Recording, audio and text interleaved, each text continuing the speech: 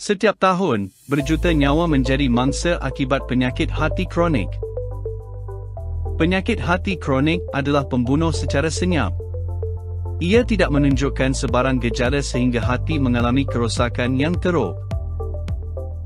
Individu yang menghidap obesiti, diabetes, dan jangkitan virus hepatitis berisiko mendapat penyakit hati kronik secara senyap akibat kecederaan sel hati. Jika tidak dirawat, ia boleh menyebabkan kegagalan hati, kanser hati dan akhirnya kematian pramatang. Dianggarkan sebanyak 1.5 bilion individu yang menghidap penyakit hati kronik di seluruh dunia. Ianya dijangka meningkat setiap tahun akibat peningkatan kes diabetes dan obesiti, dan kita harus berusaha mencari penyelesaian untuk mencegah kematian pramatang akibat penyakit hati kronik. Setiap jenis penyakit hati kronik mempunyai satu persamaan, iaitu berpunca dari kecederaan sel hati. Antara faktor-faktor yang menyebabkan kerosakan hati adalah seperti virus, ubat-ubatan, alkohol, bahan kimia, lemak tidak sihat, dan diet tinggi karbohidrat. Kesemua faktor menjana jumlah radikal bebas yang tinggi dan berbahaya, seterusnya menyerang sel hati yang sihat, terutamanya membran sel hati, yang membawa kepada pengoksidaan membran lipid. Pengoksidaan membran lipid menyebabkan keradangan dalam sel hati, dan menyebabkan pelepasan enzim khusus hati ALT ke dalam aliran darah, seterusnya mengakibatkan peningkatan paras ALT dalam darah. Jika keradangan hati berpanjangan, sel tisu hati yang sihat mula digantikan dengan tisu berparut, seterusnya menyebabkan pengerasan hati dan gangguan fungsi hati. Ini dikenali sebagai fibrosis. Jika fibrosis tidak dirawat dan keradangan yang tidak terkawal, tisu berparut yang tidak berfungsi mula menggantikan tisu hati yang sihat secara berkekalan. Ini dikenali sebagai sirosis.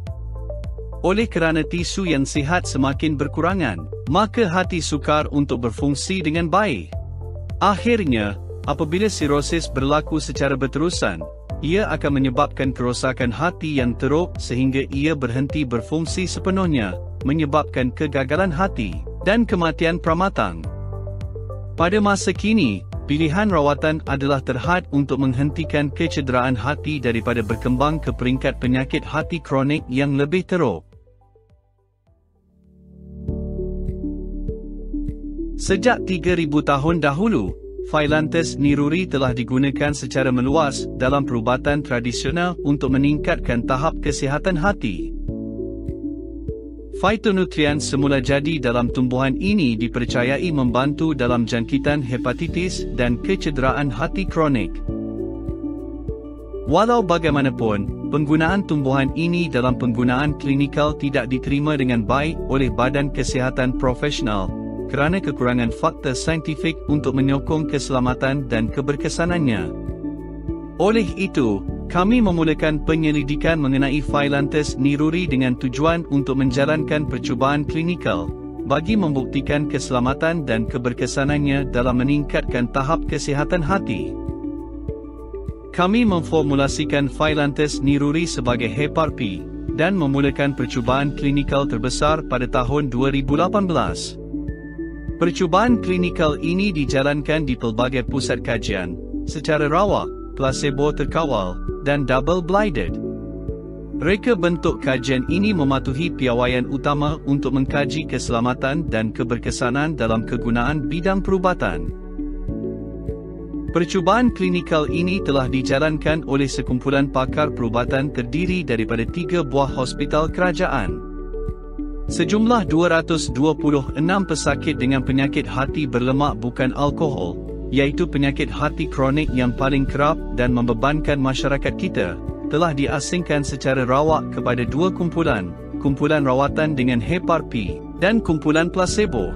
Pesakit dalam kumpulan rawatan diberi Hepar P 3,000 mg setiap hari, sepanjang 52 minggu tempoh kajian.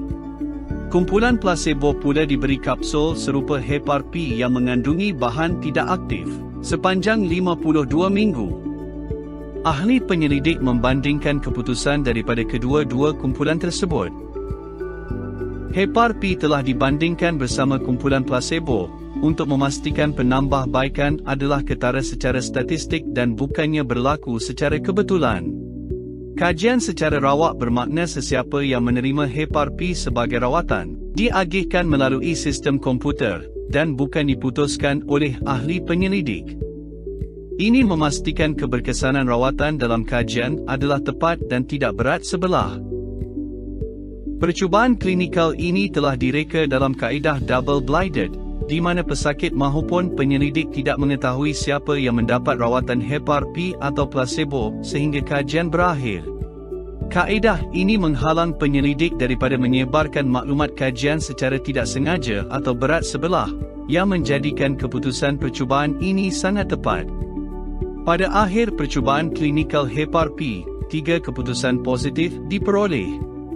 Pertama, Hepar-P selamat untuk diambil sehingga 3,000 mg setiap hari sepanjang 52 minggu tempoh kajian. Kedua, rawatan dengan Hepar-P menunjukkan pengurangan ketara secara statistik bagi enzim khusus hati ALT. Dan ketiga, rawatan dengan Hepar-P menunjukkan penambahbaikan skor tahap pengerasan hati seawal 3 bulan rawatan dengan ketara secara statistik.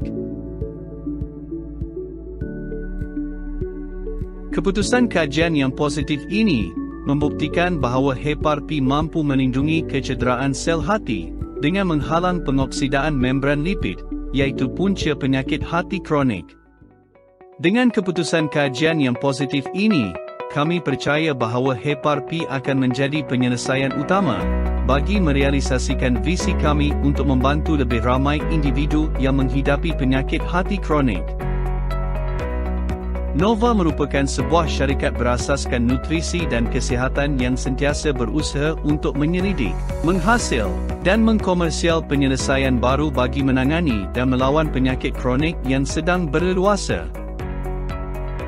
Percubaan klinikal ini menguatkan kepercayaan Nova dalam menghasilkan produk berasaskan bukti yang disokong oleh fakta saintifik yang kukuh, dan ia merupakan sebahagian daripada misi utama Nova untuk membantu meningkatkan kesihatan orang ramai dan melawan penyakit kronik.